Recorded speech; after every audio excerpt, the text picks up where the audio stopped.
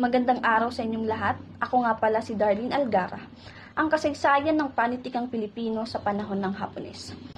Ang panitikang Filipino sa wikang Ingles sa pagitan ng taong 1941 to 1945 ay nabalam sa kanyang tuloy-tuloy na sanang pagunlad nang muli tayong sakupin ng isa na namang dayuhang mapaniil ang mga Hapones.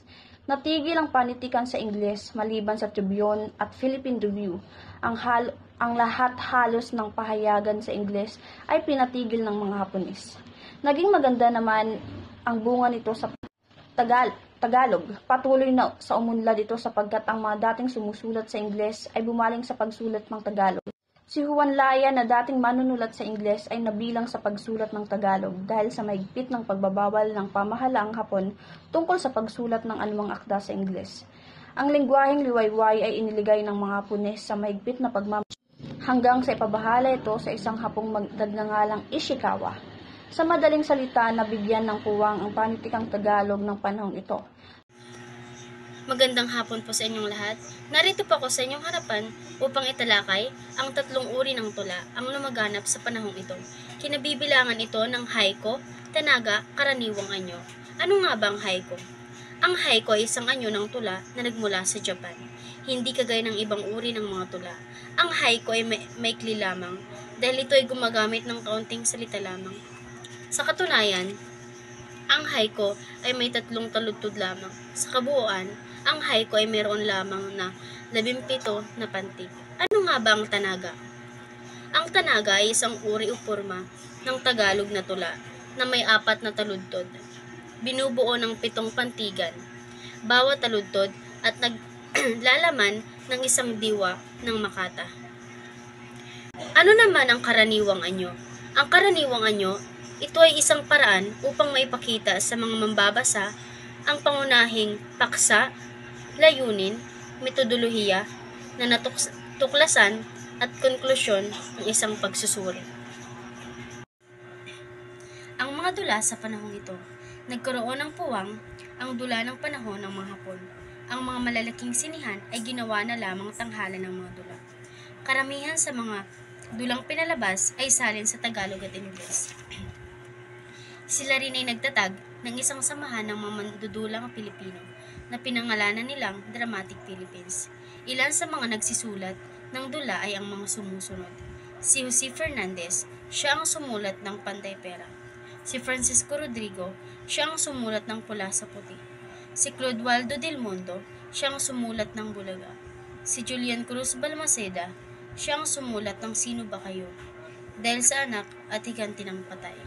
Magandang hapon, ma'am. Ako po si Janelle Sayas, ang mag-uulat tungkol sa mga maikling kwento sa panahong ito. Sa panahon ng Hapon, naging maunlad ang larangan ng mga maikling kwento sa Pilipinas. Maraming kilalang manunulat ang nagsulat ng mga maikling kwento. Kabilang dito ang mga pangalan tulad nina Brigedo Bacal, Arcario Pineda, Serafin Gorgando, Liwaywal Arsenio, Nerceco Ramos, M.P.M. Gonzales, Alicia Lopez Lim, Ligaya Perez, Gloria Gugmay, at iba pa.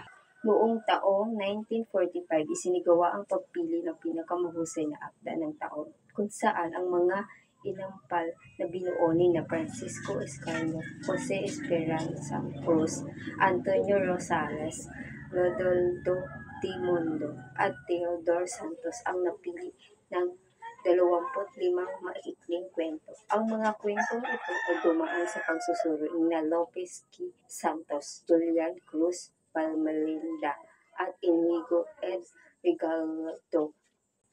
Ang unang 3 katimpala ay ginawad sa sumusunod.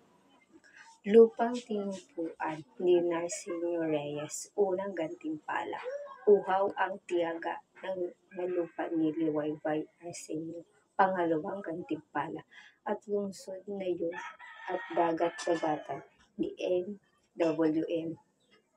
Gonzales, pangalawang gantimpala. Susunod naman ang panitikang Pilipino sa wikang Ingles sa panahong ito.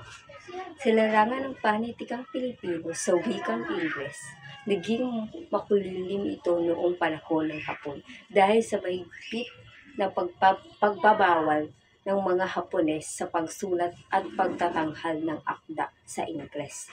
Gayunpaman, ilan sa mga manunulat na nagtagumpay sa pagsulat sa wikang Ingles sa panahong ito ay sina Salvador Lopez, Francisco A. Concha, Fernando Magalhaes, Manuel Aglano, Carlos P. Romulo, at Carlos Bolsan. Kabuuan, ang panahon ng Hapon ay nagdulot ng mga pagbabago sa hamon sa larangan ng panitikan sa Pilipinas. Ngunit sa kabila nito, patuloy pa rin ang pag-unlad at pagpapahalaga sa sining ng maikling kwento at panitikan sa iba't ibang wika. Magandang araw. Narito ako ngayon upang talakayin ang topiko patungkol sa panahong sinauli ang unang kalayaan. Natupad noong 1945 ang kalayaan ng mga Pilipino nang bumalik ang mga Amerikano dito sa Pilipinas. Nagdiriwa ang namundok na gerilya ang mga Pilipino ng 3 taon dahil sa pangyayaring ito. Naging makasaysayan sa ating mga Pilipino noong Hulyo 14, 1946 ang taon na ito sapagkat dito nangyari ang unang kalayaan ng Pilipinas. Ibinaba sa tagdan ang bandera ng Amerikano at mag-isang ibinigayway ang bandila ng Pilipinas. Nawala ang paghihirap at pagkakalipi ng mga Pilipino sa panahon ito. Hindi nagkaroon ng digmaan, maayos sa kagad ang naging sitwasyon ng Pilipinas. Wala sanang dumagas na maraming mundo sa bansa. Naging mababa ang ekonomiya ng bansa dahil hindi ito pagdating sa pangkabuhayan, ang pangingisda, ang pagsasaka ay napiktuhan dahil walang tuhunan ibinigay sa kanila. Patungkol naman sa Hukbong Balaam ay isa itong pamana ng digmaan na malaking sagabal sa pag-unlad ng ekonomiya sa bansa. Ngunit sa pagkikipaglaban ng Balaam, naging daan sila upang magbagong bansa at pamumuhay ng mga tao, lalo na sa mga dukha. Kung na itatalakay ko sa ngayon ay ang kalagayan ng panitikan ng panahong ito. Sa panahong ito, ang mga manunulat ay naging mapanghangad sapagkat inaalam muna nila ang halaga ng panitikan o sinusulat nila. Isa sa pangyayaring napansin ng panitikan Pilipino ay ang pagsulpot ng mga mag-aaral o mga kabataang mag-aaral sa larangan ng pagsulat. Si Hemingway, si William at si John Steinbeck ay naging uliran ng mga Amerikano. Sila ay may mahuhusay na teknismo sa pagsulat. Nagbigay sila ng diwang panghimagsik at kapangahasan sa panitikan ng Pilipino o sa Amerikano. Magandang araw sa inyong lahat. Ako si Jocelyn Magistrado, mag-uulat. Ang tatalakayin ko ngayon ay ang bagong panitikan sa Tagalog sa panahon na naisauli na ang kalayaan sa ating bansa. Muling naging masigla ang panitikan sa Pilipino nang tayo ay nakalaya mula sa Hapones. Ang mga paksa ng mga akda noon ay halos tungkol sa kalupitan ng mga Hapones, mga kabayanihan ng gerilya at ng iba pa. Ang mga palimbaga ng mga pahayagan noon at mga magasin ay muling nabuksan mula nung ipasara ito nang tayo ay sinakop ng mga Hapones. Halimbawa na lamang dito ay ang liwayway, bulaklak, ilang-ilang, sinagtala at iba pang mga pahayagan. Ang naging paksa naman ng mga ikling kwento ng panahong ito ay nagtataglay ng mabubuting tauhan, mga pangyayaring batay sa katotohanan, mga paksaing may kahulugan. May mga nobela rin naman na isulat ng panahon nito, subalit ang mga nobelong ito ay binabasa lamang ng mga tao upang gawing libangan. Ang pagkagilo naman ng mga tao sa pakikinig sa bigkasan ng tula ng panahong ito ay mas lalong umigting sapagkat dinadayo pa ito ng sandamakmak na mga tagapakinig. Marami ring mga aklat ang nailimbag ng panahon ito, katulad na lamang ng mga piling katha ni Alejandro Abadilla, mga maikling Tagalog ni Teodoro Agoncillo taong 1886 hanggang 1948. Ako ay isang pinig. Ito ay katipunan ng mga tula at salaysay ni Genoveva Edrosa Matute taong 1952. Ang susunod naman ay ang maikling katha ng 2 pong pangunahing author nina A.G. Abadilla at Ponciano B. Pineda. Ito ay noong taong 1962. Parnasong Tagalog, ito ay katipunan ng mga piling tula mula kay na Husing Sisil at Balagtas na tinipon ni A.G. Abadilla. Ang susunod naman ay ang sining at pamamaraan ng pag-aaral ng panitikan ni Rufino Alejandro. Taong 1965, inihanda niya ang aklat na ito bilang panturo sa pamumuno o pagpapahalaga ng tula, maikling kwento at nobela. Nilikha mga piling tula ni Rogelio G. Mangahas noong taong 1961 hanggang 1967. Mga piling akda ng Kadipan, kapisan ng aklat ng Diwa at Panitik ni Efren Abweg noong taong 1955. Ang susunod ay Makata. Ito ang kauna-unahang tulong-tulong na pagsasaaklat ng mga tula na may 16 na makata sa wikang Pilipino. Ito ay noong taong 1967. Pitong dula ni Dionisio Salazar, taong 1968. Ang susunod naman ay Manunulat, mga piling akdang Pilipino ni Efren Abweg, taong 1970. Sa aklat na ito, na ipapakita ni Abweg na posible ang pambansang integrasyon ng mga kalinangang etniko ng ating bayan. Mga aklat kay Rizal. Sa panahong ito, lumabas ang maraming aklat tungkol kay Rizal. Ang batas na nag-aatas ng pagdaragdag ng pag-aaral sa buhay ni Rizal ay nakatutulong ng malaki sa sigla ng ating mga manunulat na makasulat ng aklat tungkol kay Rizal. Narito ang mga halimbawa ng mga aklat kay Rizal. Una, nang musmus pa si Rizal na sinulat ni Diosdado Capino.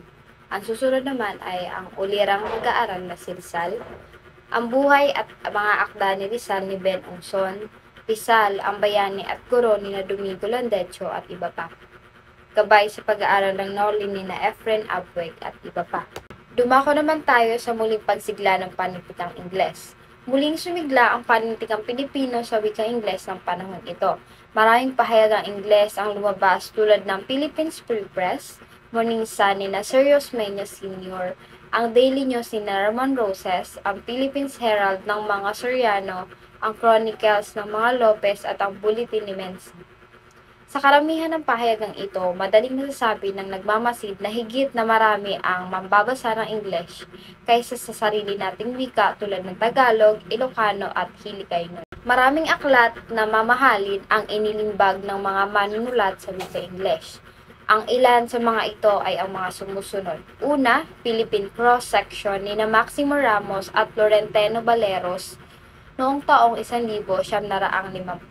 Ito ay katipunan ng mga tula at tuluyan. Susunod ay Philippine Writing ni T.D. Agcaule noong taong 1953. Ang susunod ay Philippine Harvest ni na Maximo Ramos at Florentino Baleros taong 1953. Ang panghuli ay Horizons Est ni na Artemio Pataksil at Silverio Baltasar taong 1967.